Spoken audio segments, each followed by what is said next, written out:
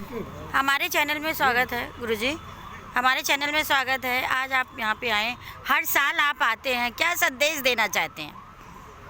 देखिए, डॉक्टर राजेंद्र प्रसाद जी का जीवन अपने आप में संदेश है और जो भी व्यक्ति यहाँ आते हैं वो संकल्प लेकर आते हैं कि हमें उनकी तरह देश के प्रति सद्भावना रखते हुए राष्ट्र उत्थान का काम करते हैं। धन्यवाद सर। आप आज यहाँ पे आए हैं, क्या संदेश देना चाहते हैं?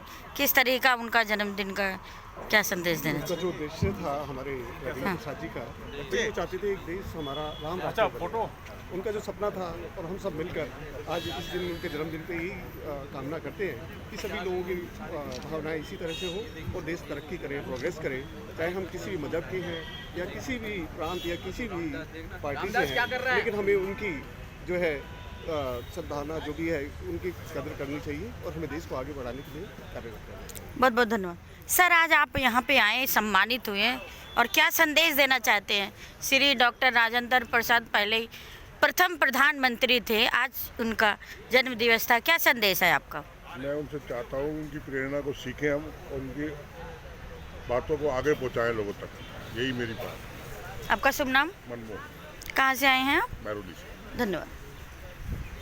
आइए हम बात करते हैं कि मैम, सबसे पहले तो हमारे चैनल में आपका स्वागत है जी। क्या संदेश है आपका और किस तरीका जो महिलाएं आज के युग में हैं उन महिलाओं के लिए क्या प्रेरणा है आप देना चाहेंगे और क्या है संदेश?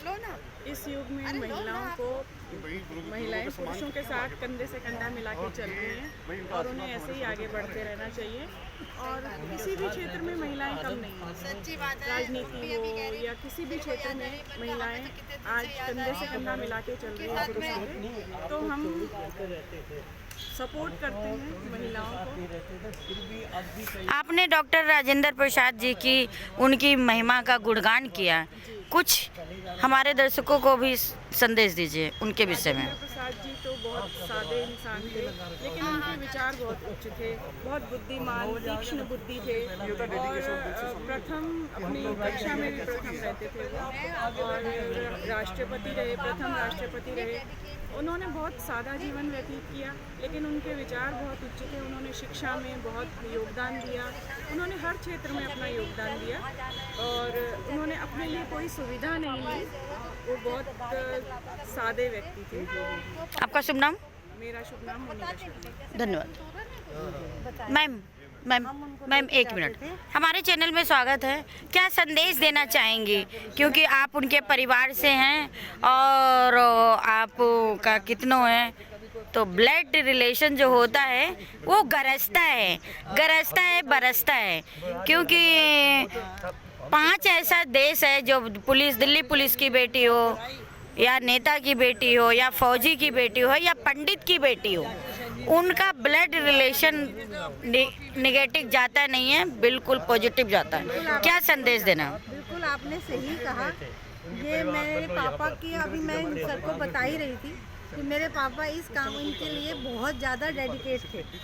उनको तो उनके दिमाग में उनकी प्रॉब्लम थी, मतलब उनको बीमारी आई थी क्लॉटिंग की, लेकिन उन्होंने हमको किसी को बताया नहीं और उसमें भी उन्होंने इस कार्यक्रम के लिए भागदौड़ पूरी करी।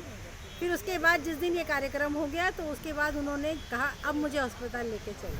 तब हमें पता चला कि वो इतनी तबीयत खराब। इनकी ये डेडिकेशन देख के ही हम भी उनके काम को आगे बढ़ाना चाहते हैं, क्योंकि उन राजेंद्र बाबू जो थे वो बड़े अच्छे सादगी वाले थे, राष्ट्रभक्त थे। सबसे बड़ी बात उनमें राष्ट्रभक्ति थी, देशभक्ति थी। तो आज हमें इसी चीज़ की ज़रूरत है। लोगों में जो माया का प्रेम है ना, वो ना छोड़ के देश प्रेम चाहिए। उसी देश प्रेम को जगाने के लिए ही कि उनके जैसा नेता आज हमारे पास आए और इस देश को लिए काम करे, तो वही हम सोच रहे हैं। अपने विषय में थोड़ा परिचय दीजिए। मैं रामकृष्ण शर्मा जी की बड़ी पुत्री देवयानी शर्मा।